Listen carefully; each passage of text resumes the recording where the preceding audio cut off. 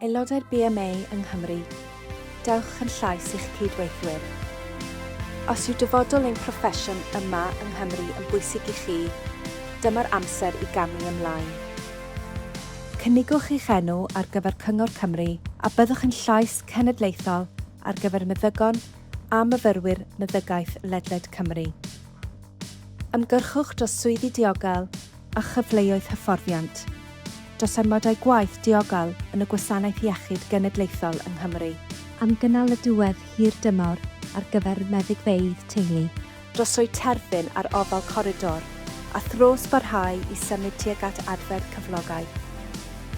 Fel aelod o'r Cyngor, byddwch yn llywio blaenoriaethau'r BMA yng Nghymru, tra gweithio gyda gweithwyr penderfyniadau ac arweinwyr eraill ledled Cymru, a gofalu bod meddygon yng Nghymru yn cael eu clywed o'r gweithle i'r Senedd.